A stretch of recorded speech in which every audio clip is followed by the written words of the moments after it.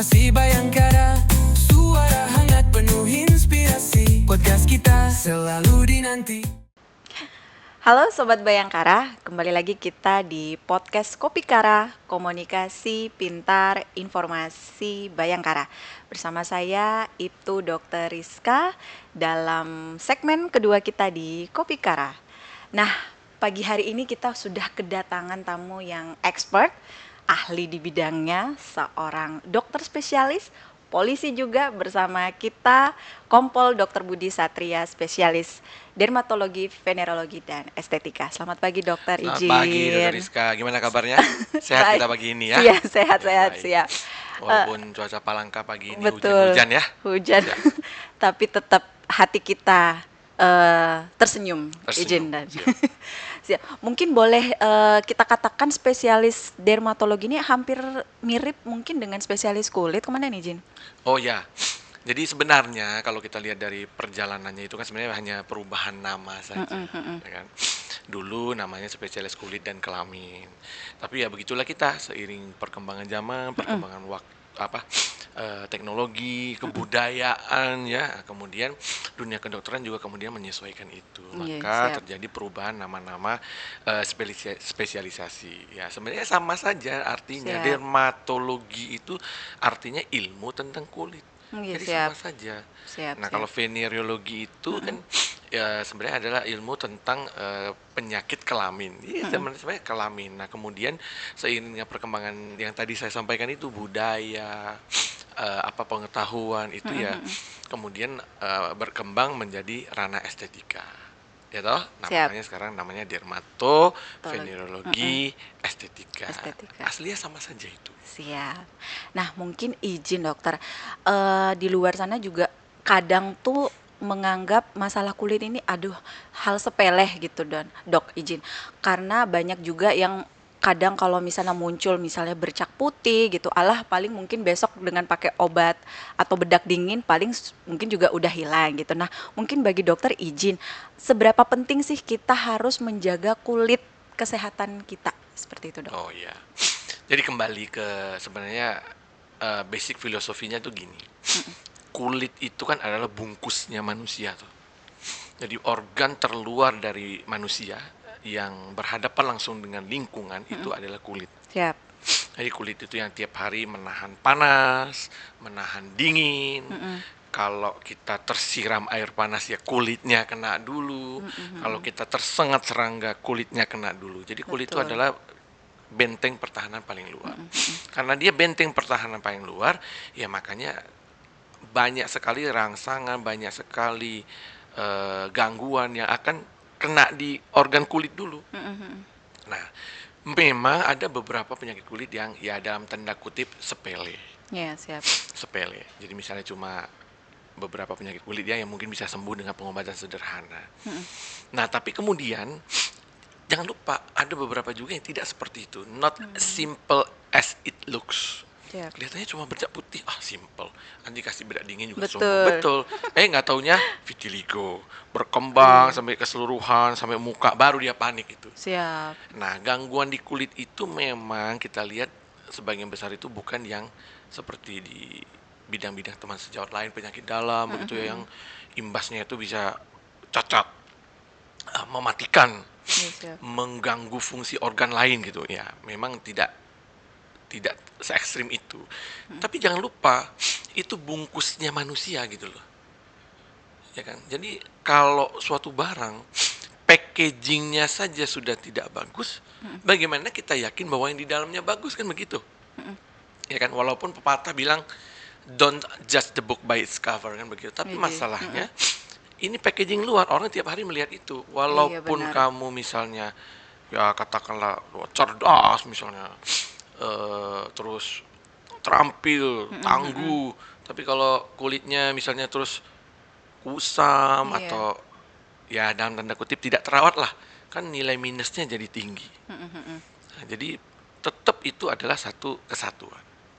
Kemudian yang tadi disampaikan bahwa kan ini tidak berbahaya, tidak apa, tapi berbahaya itu kan kita perlu telusuri lebih mendalam nih. Betul. Sekarang bahaya itu bahaya yang mana?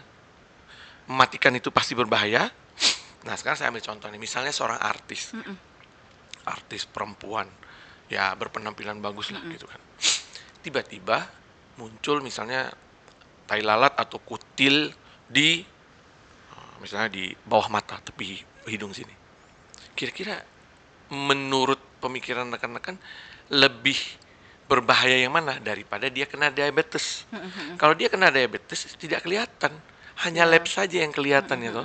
Walaupun memang itu bahwa diabetes itu berbahaya tidak bisa disangkal. Terkait estetika Ya, ya, Dok, tapi ini. kan orang nggak tahu bahwa dia diabetes gitu. Ya kan? Dan sekarang dengan kemajuan teknologi, diabetes itu banyak obatnya, bisa disuntik, bisa minum, ya kan? Ya. Pola makan, diet. Nah, tapi kalau tai lalat anggaplah atau kutil di bawah mata di Benar. depan pipi begitu, itu kan ya selama orang itu nggak buta, dia kan pasti bisa lihat. Siap. Nah, apakah kemudian itu dianggap tidak berbahaya? Nah, kan begitu. Nah, jadi kata berbahaya ini tuh kita harus tinjau lagi tuh. Karena tidak semua berbahaya itu anggapannya hanya mematikan gitu. Karena ketika dia yang saya katakan tadi gangguan seperti tadi, kemudian show-nya dibatalkan oleh TV, konsernya dibatalkan oleh panitia karena dianggap dia tidak menjual, itu lebih berbahaya karena Betul. ya banyak ruginya. banyak Mbak. ruginya, Siap. ekonominya terganggu, kesehatan mentalnya terganggu, ya kan? Iya. Nah, itu. Jadi mungkin kita perlu telaah lebih mendalam kata-kata apa tadi berbahaya, Berbahaya. itu. Gitu sih menurut saya. Siap. Kalau misalnya selama praktek di Rumah Sakit Bayangkara, Dok, izin apa saja mungkin kasus-kasus yang mungkin ada yang paling berkesan buat dokter yang selama praktek di sini, Dok, izin. Berkesan Siap. ya. Di poli kita ini ya kasus banyak ya. Nggih.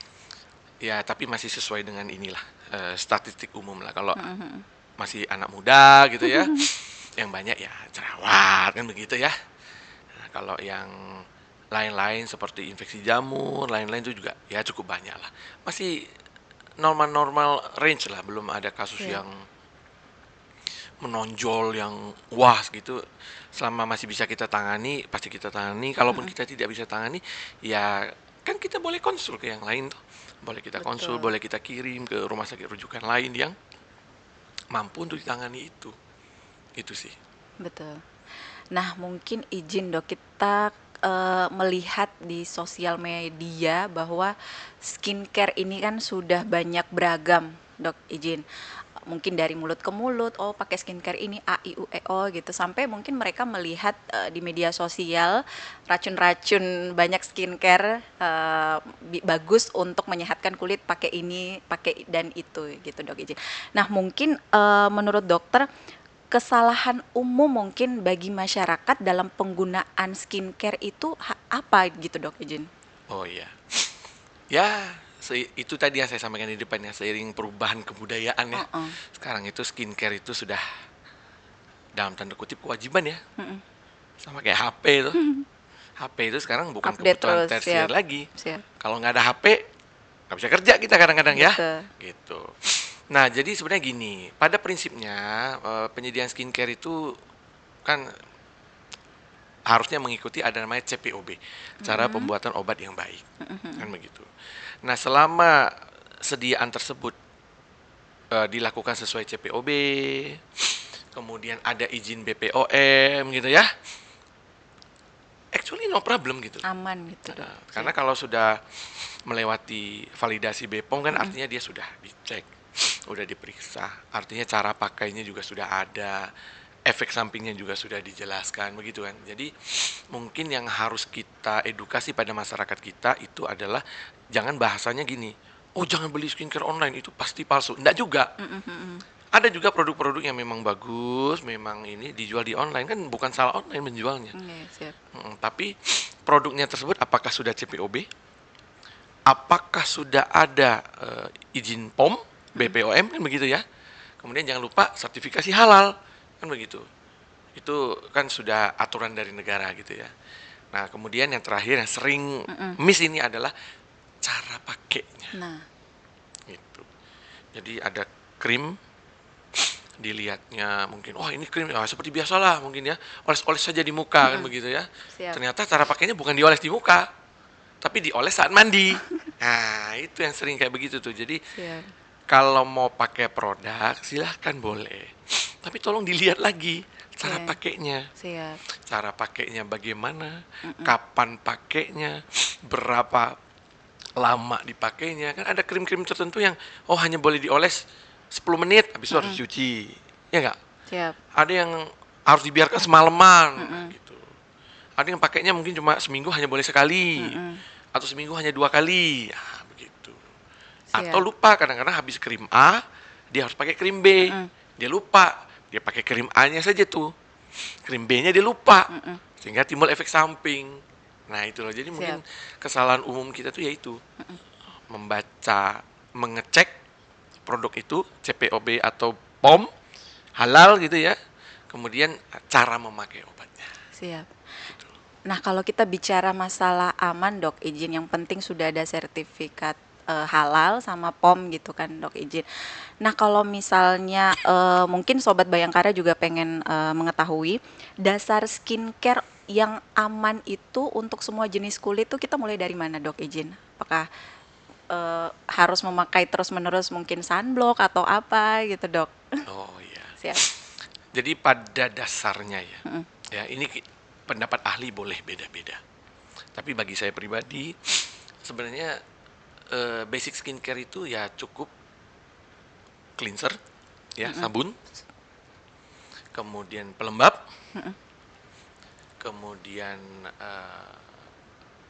eksfolian. Oh, Cukup itu saya siap. sebenarnya. Jadi kalau bagi saya pribadi sunscreen itu sebenarnya bukan produk utama kebutuhan untuk masyarakat kita di Indonesia ya. Ya memang sunscreen itu perlu, but bukan kewajiban. Nah, beberapa doktrin itu kan bilang bahwa harus memakai sunscreen. Lah kalau kulitnya Anda berminyak, berat gitu ya. Karena Anda pakai sunscreen, Anda paksakan pakai sunscreen, ya jadinya berjerawat nggak sembuh-sembuh Siap. gitu loh. Jadi basic skincare itu sebenarnya cukup sabun, cuci muka yang bersih, atau mungkin misalnya malas nggak mau sabun pakai milk cleanser gitu boleh, pakai micellar water gitu boleh, Oke, ya kan, siap. selama tidak ada reaksi iritasi pada kulit. Betul. Kemudian pelembab, kok malah pelembab sih dok, kan Indonesia lembab.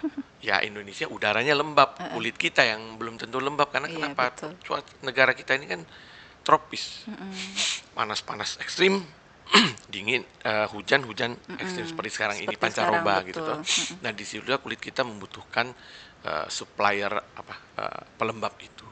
Siap. Yang terakhir eksfolian. Eksfolian itu untuk membantu membuang melepaskan kotoran, seser kulit mati Betul. yang tidak teratasi dengan sabun.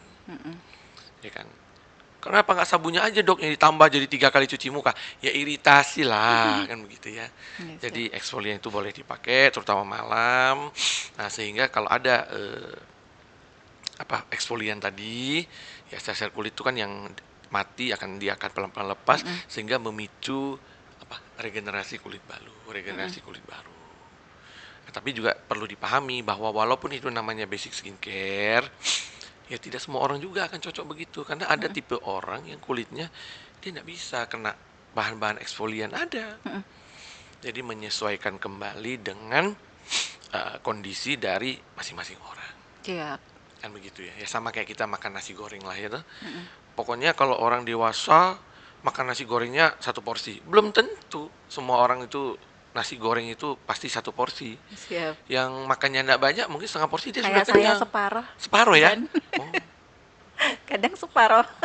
separuh ya. Siap. Lah kalau saya 2 ya Oh, nasi gitu. goreng gitu Siap, ya. siap. Nah, mungkin contoh seperti saya mungkin perlunya 2 piring kan Oh, begitu. siap. Nah, yang lain mungkin perlunya cuma setengah piring. Nah, tapi secara statistik umum semua orang dewasa itu kebutuhan nasi gorengnya 1 piring. Siap. Nah, gitulah kira-kira. Nah, kalau kebanyakan berbicara skincare itu tertuju pada perempuan-perempuan di Indonesia ini kan, dan izin. Nah, menurut dokter, apakah pria wajib juga harus mengetahui yang namanya skincare? Kalau menurut saya namanya pengetahuan itu tidak memandang gender, Oke. ya kan? Itu prinsip saya bahwa namanya pengetahuan itu ya laki, perempuan itu harus tahu. Karena kenapa? Baik itu pengetahuan untuk dirinya sendiri atau pengetahuan ketika dia pengetahuan dia untuk orang lain. Oke.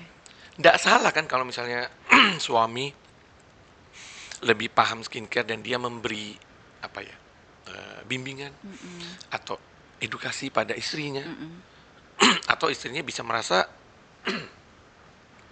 punya suami yang bisa apa ya sharing soal itu, kan enak ya.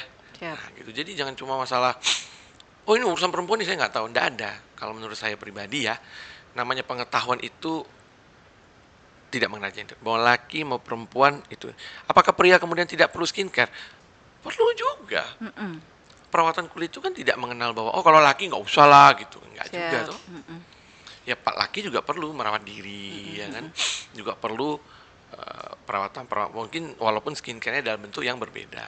Laki-laki kan mungkin tidak pakai bedak kan gitu ya, Siap. tidak pakai lipstik. Tapi kan skincare itu kan tidak hanya melulu bedak, sunscreen atau lipstik kan gitu, Rexona mohon maaf, deodoran itu kan kosmetik, parfum, ya toh, Siap. minyak rambut, Termasuk perawatan diri. termasuk, Siap. ya kan. Nah, itu makanya dalam hal tadi pertanyaan itu ya harus sama-sama tahu sih. Siap. Kan bapak kalau dia tahu kan dia juga bisa ngajarin anaknya toh. Betul. Dia bisa membimbing anaknya. Nah, gitu. Jadi pengetahuan itu kalau diketahui pasti baik lah. Nggak ada pengetahuan yang kalau diketahui itu merugikan tuh menurut saya tidak ada. Siap. Nah, mungkin Dok izin, ini ada pertanyaan cepat. Oh, quick question. Oke, Jadi kita main kuis-kuisan Dok baik. izin. Kuis-kuisan. Jadi jawabnya cuman benar atau salah.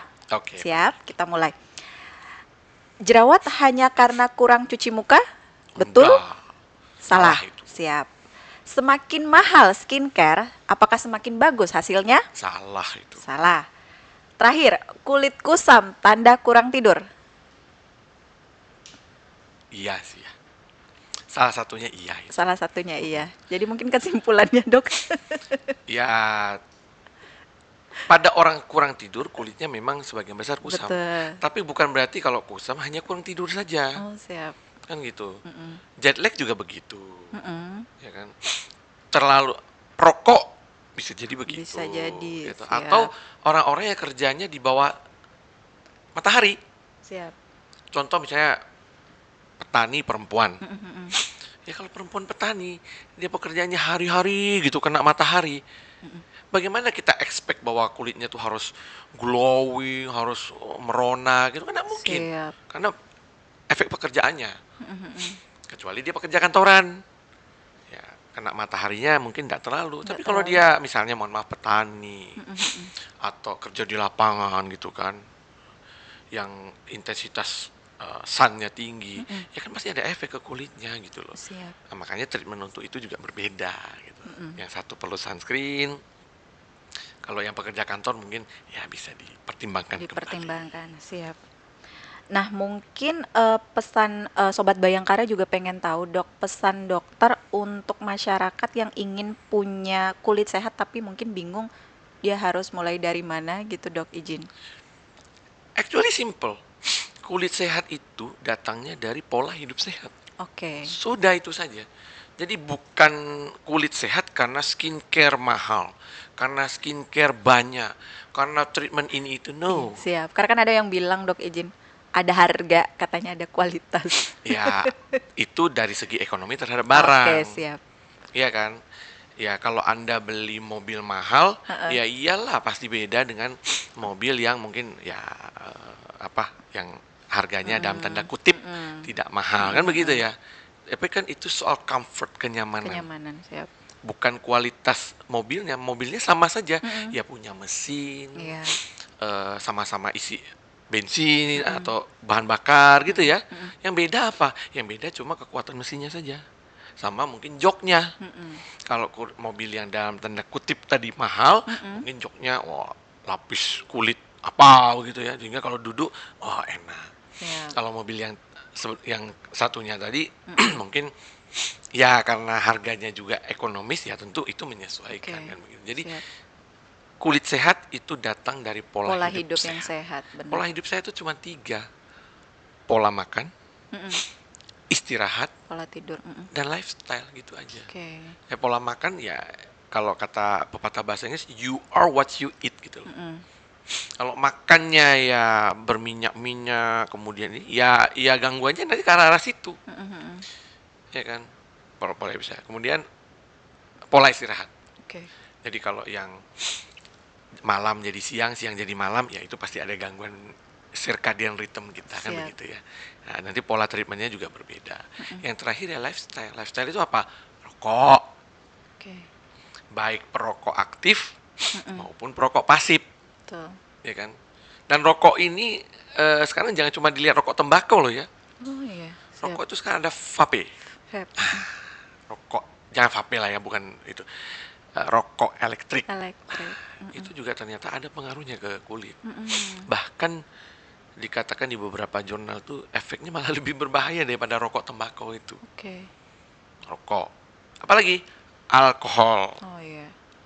Ya kan? Alkohol. Apalagi nah, itu tadi yang terakhir, penggunaan skincare. Kalau penggunaan skincare-nya tidak tepat, zat-zat yang berbahaya, ya pasti ada gangguan ke kulit. Itu sih. Siap. Terakhir dok, izin mungkin bisa disampaikan kepada Sobat Bayangkara mengenai layanan spesialis dermatologi venereologi estetika kita di Rumah Sakit Oh ya. Bayangkara. Ya, rumah sakit kita kan punya polikulit ya. Siap. Yang jelas semua keluhan terkait kulit, kelamin dan estetika itu pasti akan kita upayakan untuk kita tampung dan kita atasi. Ya, toh. Kemudian untuk layanan yang kita punya ya pemeriksaan pasti ada lengkap. Kemudian obat mendukung beberapa tindakan yang kita sudah pernah kerjakan di sini, antara lain ada namanya SBEG, suprablister epidermograft. Jadi itu suatu teknik operasi untuk menutup kelainan kulit yang tadi sampaikan, yang putih-putih tadi seperti siap. vitiligo itu sekarang sudah bisa kita kerjakan itu Di dengan Bayangkara, mencangkok kulit dari tempat lain untuk menutupi di situ. Wow. Kemudian juga operasi-operasi keloid yang sebelumnya dengan teknik operasi yang sudah ada saat ini kan problemnya adalah keloidnya kan makin lama makin besar. Besar. Nah, kita di sini mengerjakan operasi keloid namanya suprakeloidal flap. Jadi bagaimana luka itu tidak kita upayakan untuk tidak bertambah. Kemudian jaring keloidnya kita buang dengan teknik penyayatan tertentu. Kemudian kita tutup sehingga keloidnya itu dari yang besar ya bisa mengecil. Bisa mengecil, kemudian nanti kita berikan obat tambahan penyuntikan sehingga hasilnya akan lebih baik. Oke. Kemudian juga kita ada liposuction.